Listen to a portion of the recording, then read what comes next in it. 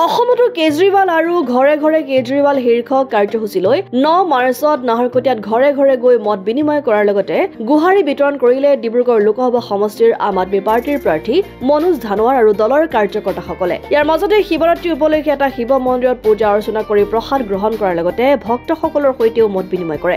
আম আদমি পাৰ্টি জিন্দাবাদ, মনোজ ধানোৱাৰ জিন্দাবাদ আৰু অৰবিন্দ কেজৰিৱাল জিন্দাবাদ ধ্বনিৰে পদযাত্ৰা কৰে নাহৰকটীয়াত আপৰ শতাধিক কাৰ্যকৰ্তাই। ডিব্ৰুগড় লোকসভা সমষ্টিৰ বিৰোধী ঐক্য মঞ্চৰ পৰা এজনহে প্ৰাৰ্থী প্ৰক্ষেপ কৰাটো পোষকতা কৰে মনোজ ধানোৱাৰে। অসমতো কেজৰিৱাল এইটো নামাকৰণেৰে আচলতে আমি অসমত বা ডিব্ৰুগড় লোকসভা সমষ্টিৰ অন্তৰ্গত প্ৰতিটা ঘৰত আমি গৈ আছোঁ।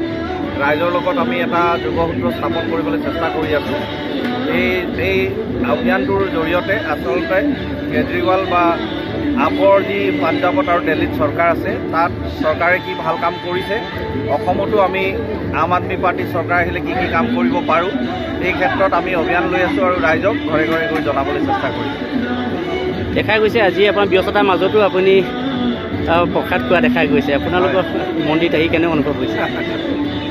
নহয়, বাটতে শিৱৰাত্ৰি এটা অনুষ্ঠান আছিল, শিৱ মন্দিৰ এটা থকাৰ কাৰণে আমি বাটত তাত সোমালোঁ, সেৱা কৰিলোঁ আৰু সেৱাৰ পিছত যিহেতু আমাৰ এইটো হিন্দু মন্দিৰত প্ৰায় এইটো এটা পৰম্পৰা যে তাত খিচিৰি ভোগ ইত্যাদি থাকে, আমিও এই খিচিৰি ভোগ লৈ মেলি এতিয়া আগবাঢ়ি যাম। আৰু শাসকীয় দলৰ প্ৰবল প্ৰতাপী কেণ্ডিডেট দিয়াৰ বিপৰীতে ইণ্ডিয়া এলায়েন্সৰ পৰা এতিয়ালৈকে দল গঠন কৰা নাই, তাৰ মাজত আপোনাৰ ইয়াৰ সমষ্টিত আপুনি আগবাঢ়িছে, ইয়াত কেনেকুৱা পৰিকল্পনা আছে?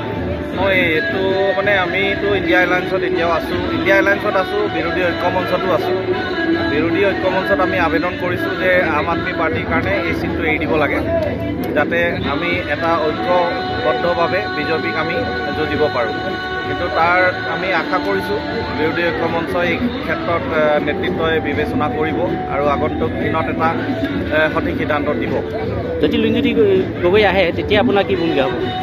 হয়, এইটো এটা কাল্পনিক প্ৰশ্ন হয়। তেওঁ আহে তেওঁ আছেই, আমাৰতো এই ডিব্ৰুগড় লোকসভা এজন তেওঁ ভোটাৰ হয়, গতিকে তেওঁ আহিব বা নাহিব বুলি প্ৰশ্ন নুঠে।